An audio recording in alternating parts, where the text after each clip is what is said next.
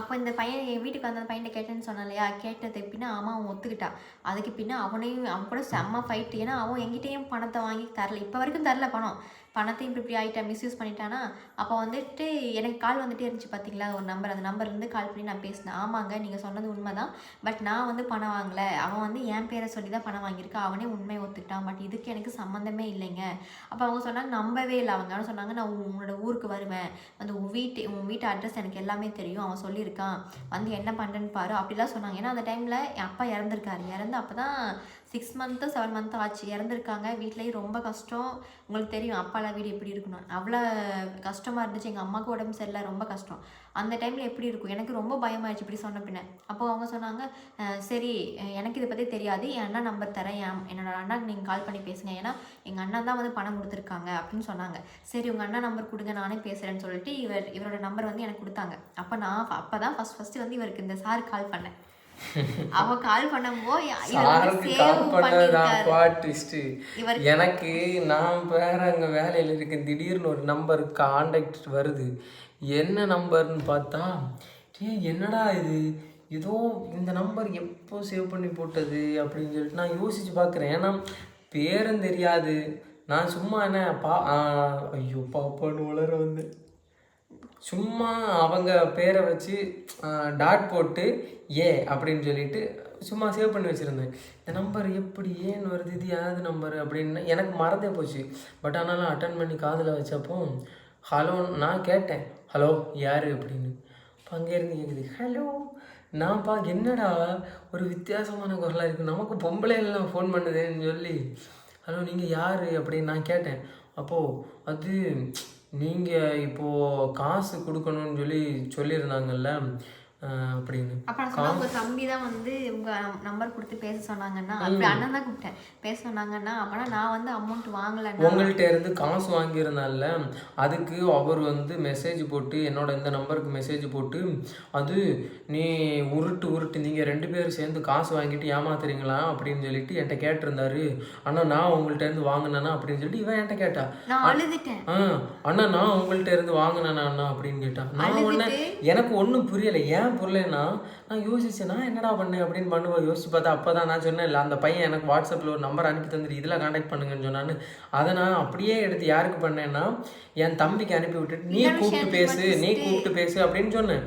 அவன் தான் கூப்பிட்டு எல்லாம் பேசியிருக்கான். அப்போ அந்த நம்பரே நான் பார்க்கல, என்ன எதுன்ட்டுலாம் நான் அப்படியே ஷேர் பண்ணி விட்டேன். ட்விஸ்ட் என்ன தெரியுமா, அந்த ஃபர்ஸ்ட் இவரோட ஃப்ரெண்டு வந்து என்னோட நம்பர் வாங்கி என்னோட கிளாஸ்மேட் நம்பர் வாங்கி கொடுத்தாங்கல்ல, அந்த நம்பரும் நான் கால் பண்ண நம்பரும் ஒரே நம்பரு. ஆனால் அதை நான் கடைசி வரைக்கும் வாட்ஸ்அப்பில் வந்த நம்பரை பார்க்கல. நான் அதுக்கு பின்னாலே இவங்க பேசின பின்ன என்ன பண்ணேன்னா எனக்கு ரெஸ்ட் டைம் வந்து ஒரு விஷயம் சொன்னேன் இருங்க, ஒரு விஷயத்த நான் சொன்னேன் என்ன தெரியுமா, அதில் தான் இவர் ரொம்ப எமோஷனல் ஆகிட்டாரு. அதுக்கு முன்னாடி நான் சொல்கிறேன் என்னன்னு எனக்கு தெரியும். 9:30 மணிலேருந்து 1 மணி வரைக்கும் தான் நண்பா எனக்கு ரெஸ்ட்டு. அப்போ அந்த டைமில் நான் வந்த பின்னா தான் நான் கொஞ்சம் ஃப்ரீயானேன். அந்த டைம் இது காலையிலே நடக்குது. எனக்கு டென்ஷன், காசும் இல்லை. ஏன் காசு இல்லைன்னா டிசம்பர் டைமு அம்மா வந்து என்கிட்ட ஃபோன் பண்ணி என்ன கேட்டாங்கன்னா, அம்மாக்கா நமக்கு டிசம்பர் வருது இல்லை, கிறிஸ்மஸ் டைமில் எனக்கு ஒரு துணி எடுக்கணும் அப்படின்னு சொல்லி கேட்டாங்க. அப்போது நம்ம காசு அனுப்பி கொடுத்தா தானே அம்மாவுக்கு எடுக்க முடியும்னு சொல்லிட்டு அந்த எண்ணத்தில் நான் என்னது கருமம் கொடுக்க வேண்டியதாவது தந்து தொலைஞ்சா நல்லா இருக்குமேன்னு கடைசியாக கால் பண்ணப்போ இவன் எடுக்காத அந்த டென்ஷனில் நான் என்ன பண்ணணும்னு தெரியாமல் நம்பரை வந்து தம்பிக்கு அனுப்பி விட்டுட்டு பேச ஆரம்பித்தேன். அப்போ நடந்த சம்பவம் தான் இது. அதுக்கு பின்ன இவங்க பேசி கட் பண்ணல கேட்டுட்ருக்காங்க. ஆனால் நான் வந்து காசு வாங்கினேன்னு சொல்லி தம்பி இப்படிலாம் சொல்லியிருந்தாங்கண்ணா அப்படின்னு சொல்லிகிட்டே சொல்லும் போதே அந்த பேச்சில் நமக்கு வித்தியாசம் தெரியுது, அழுகிறது மாதிரி ஆயிடுச்சு. நான் அப்போ கேட்டேன் சரி ஓகே ஃபீல் பண்ணாதீங்க, என்ன ஆச்சு, எனக்கு காசு ஏன்னா இவ்வளோ நாள் கஷ்டப்பட்ட காசு ஒரு 6000 ரூபா வாங்கும்போது சும்மா இருக்குமா, 6000 7500 பக்கம் சும்மா இருக்குமா, அதனால தான் அப்படி கேட்டேன். ரொம்ப நாள் ஆச்சு, அதனால தான் நான் கேட்டேன் அப்படின்னு சொன்னோம். இவங்க அழுதுட்டு அப்படியே இருக்கும்போது ஒரு வார்த்தை சொன்னாங்க, என்னென்னா அப்பா இறந்து இத்தனை நாள் ஆச்சு, நானே என்னோட கஷ்டத்தை யார்கிட்ட போய் சொல்லணும்னு முடியாத அளவுக்கு ஒவ்வொரு நாளும் வருத்தப்பட்டு ஏதோ எனக்கு கிடைக்க கொஞ்சம் என்னை ஆன்லைனில் ப்ராஜெக்ட் பண்ணி அது பண்ணி இது பண்ணின்னு 500 1000 கிடைக்க ரூபாவை நான் வச்சுருக்கேன்.